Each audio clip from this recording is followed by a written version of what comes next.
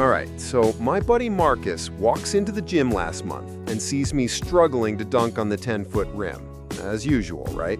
And he goes, "Dude, I bet you $50 you still can't touch the rim, even if you wear those $300 APL shoes that got banned by the NBA."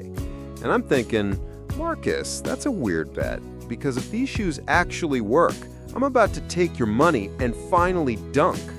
But here's the thing. Marcus has been playing ball for like 15 years. He's seen every gimmick come and go.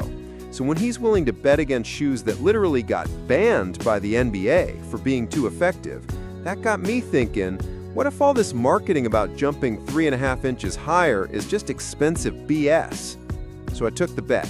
$50, ordered the APL Concept 3s, $300 by the way, and gave myself 30 days to see if I could prove Marcus wrong.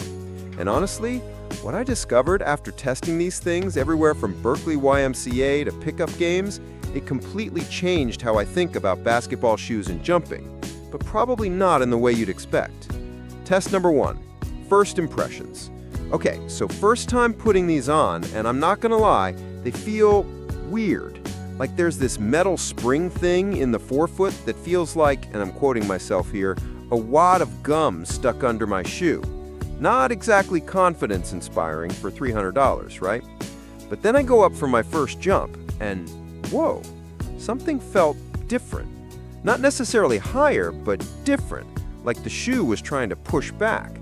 So I'm thinking, okay, Mike, don't get psyched out by the placebo effect. Let's actually measure this thing. I grabbed my phone, started recording from the side, and did my usual vertical test, just trying to touch the rim. And I'll be honest, that first jump, I swear I got closer than usual. But was it real, or was my brain just excited about wearing banned shoes? Test number 2, the reality check. So I decided to do what any reasonable person would do. I tested them against my regular basketball shoes and barefoot.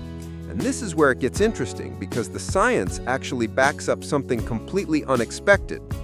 I found this study from Cal State Fullerton that tested 20 people jumping in 3 conditions: barefoot, minimalist shoes, and regular basketball shoes. And guess what consistently performed best? Barefoot, every single time. So I'm out there at the gym, jumping barefoot, then in my regular shoes, then in the APLs, and I'm recording everything because Marcus is going to want proof when I take his $50, right? But the results, man, the results were not what I expected. The barefoot jumps, consistently my highest. The APLs sometimes felt springy, sometimes felt clunky. My regular shoes, right in the middle. And I'm starting to realize there's something here that nobody talks about. But then I remembered, these aren't just supposed to be magic shoes. There's actually a training component.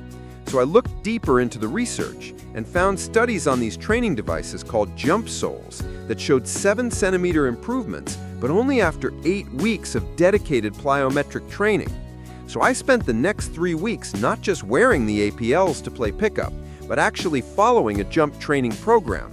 Box jumps, plyometrics, proper technique work, and here's where the plot twist comes in. After 3 weeks of training, I put my regular shoes back on and tested my vertical, and I jumped just as high as I did in the APLs, maybe even higher, which made me realize the shoes weren't making me jump higher, the training was. The shoes were just expensive placebo effect. So let me break this down for you, because this gets to the heart of what's really happening in the jump shoe market. The APL shoes do have this load and launch technology. It's real. There's actually a spring mechanism that stores and releases energy. But here's the thing nobody tells you. Your legs are already incredibly efficient springs. When you add cushioning, when you add weight, when you add layers between your foot and the ground, you're actually disrupting that natural efficiency. It's like, imagine trying to jump on a trampoline while wearing a backpack full of marshmallows. The marshmallows might bounce, but they're not helping you go higher. Now, don't get me wrong, I did see some people at the gym who seemed to benefit from these shoes, but there was a pattern. It was usually bigger guys who jump off 2 feet, like volleyball players or basketball centers. And even then, the benefits seemed to fade after the novelty wore off. The truth is, if you're looking to actually increase your vertical jump, there are way better uses for $300, Like, get a proper jump training program for $100, spend $100 on a few sessions with a trainer who can teach you proper technique, and use the last $100 for some quality minimalist shoes that won't fight against your natural jumping mechanics. Here's what really got me. When I told Marcus about my findings, he just laughed and said, "Dude, I've been telling people for years that the best jumping shoes are no shoes." And you know what? The research backs him up. Every study I found showed that barefoot or minimalist conditions produce better jumping results. So are the APLs worth $300? Look, they're well-made shoes. If you want the cool factor, if you want to say you own the shoes that got banned by the NBA, go for it. But if you actually want to jump higher, save your money and invest in training. So here's how the bet with Marcus ended up. After 30 days, I could definitely touch the rim more consistently. But when I put my regular shoes back on, same result. When I went barefoot, even better. Marcus took his $50 back, but he also said something that stuck with me. The best equipment is the equipment that gets out of your way and lets your body do what it's designed to do. And honestly, that's the most valuable lesson from this whole experiment. Your body is already an incredible jumping machine. Don't pay $300 to make it work harder. Questions about jump training or want me to test other performance enhancer gear? Drop them in the comments. I read every single one.